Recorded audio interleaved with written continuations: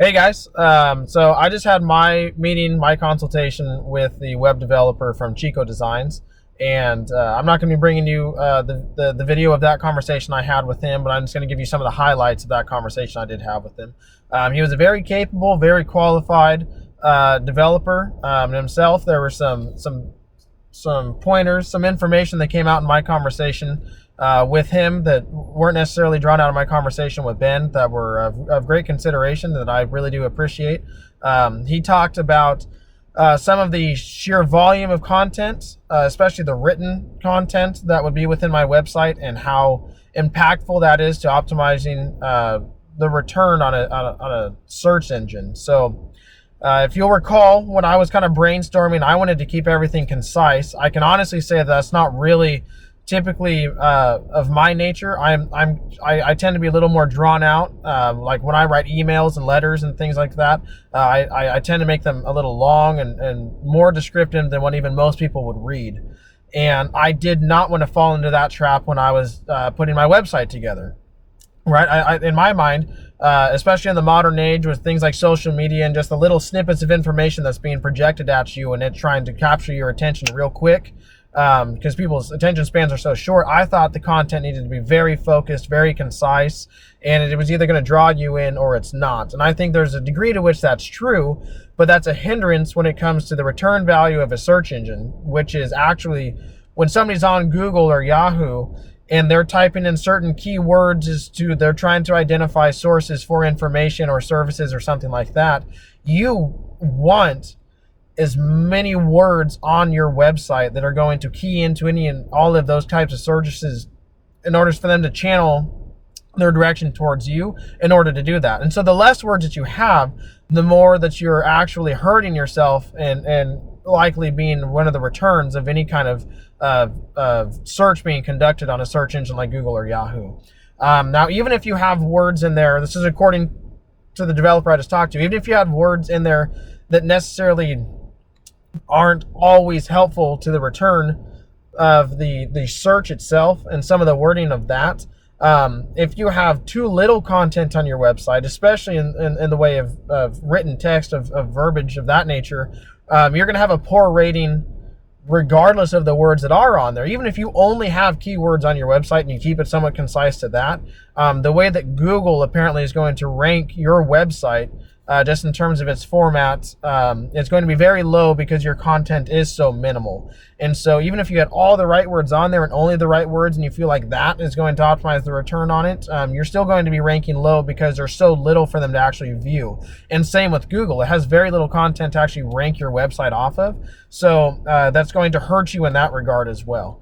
And there's different ways that you can structure and kind of embed more and more content without making it seem really drawn out and lengthy. Like there doesn't need to be a book on there per se, but if you have separations in some of the sentences, if you have really brief paragraphs and there's separations between the multitude of those, if you have different parts or aspects of the pages within your website, that just it's more ways that you can add content to that, because your page can stroll infinitely as long as you want it to.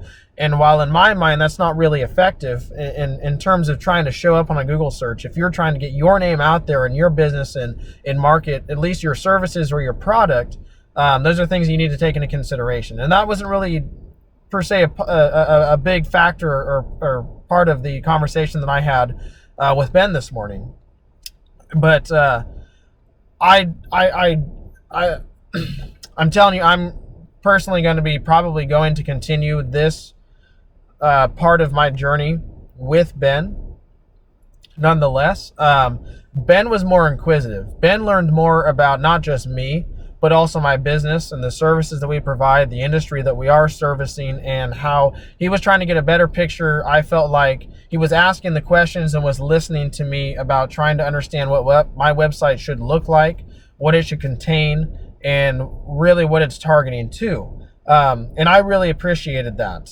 I feel like I got more information conveyed and received from my conversation with Ben. The guy I just talked to, like I said, he's very capable, very qualified. I very much appreciated his advice.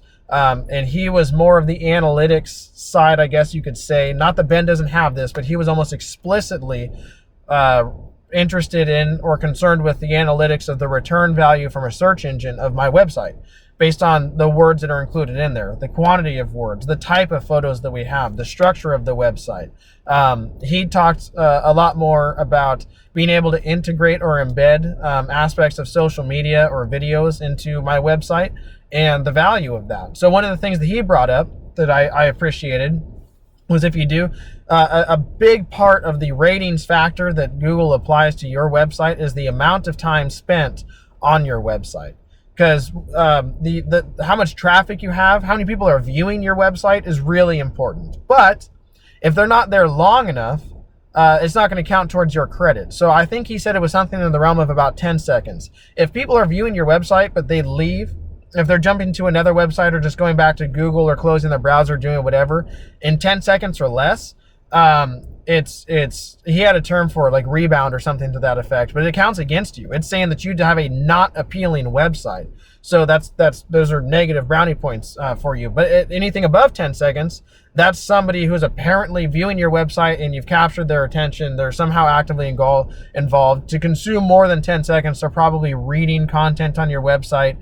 So you've at least, in some way, shape, or form, you've engaged them with your website and its content, and that's going to count towards you. So an easy way to do that is to have a video. If you have a video and they click on it and they're watching that video, which is embedded in your website, but they're still on your website, and that's consuming time, which is counting towards the effectiveness of your website, which is going to increase your Google ratings, which is really important. He did talk about how the difficulty, not impossibility, but the difficulty of a new website and a new business is you start off with, basically, it's like having no credit at all. You can't go get a loan without credit, but you need a loan, right? So it's kind of like chicken or the egg thing.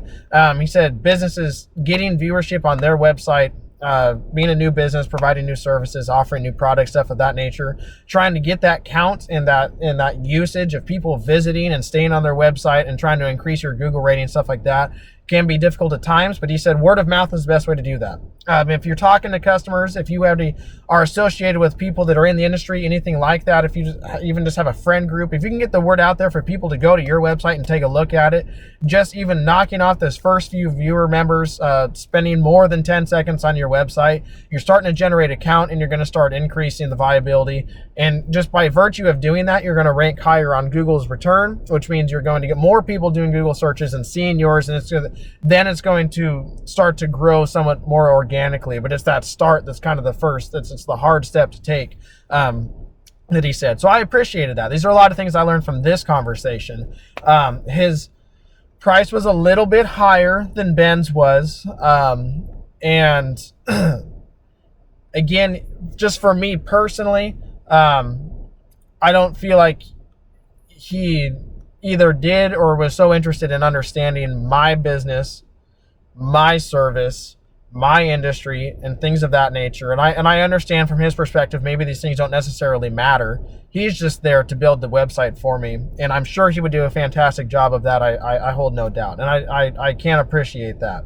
But this particular process being so new, I've never developed a website before, so I have a lot of questions, and I had more of a relationship and open conversation that was very easily maintained. It was very fluid with Ben. So his advice to me will be more readily and easily received, and my questions of him will likewise. I think he's going to reciprocate that part of the conversation. So I feel like kind of moving forward, I might have a little better impact with Ben. So I think I'm going to be moving that direction. But anyways, I hope out of both of these conversations, what I brought to you of my second one and what you saw from mine with Ben, you were able to gain some insight of at least starting the process of having your own website developed. I haven't even had mine developed yet. I still have more to go.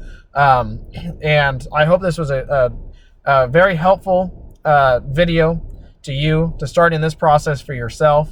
And as always, if you should have any questions or comments whatsoever for me, for those in our community, I would encourage that you would add that to the posting of this video. Please do subscribe to this channel and stick with me for the remainder of the process of starting this business and into the operation of it. And I'm glad you're here with me today, and I ask that you would be continuing to do so for the balance of this venture. Thank you.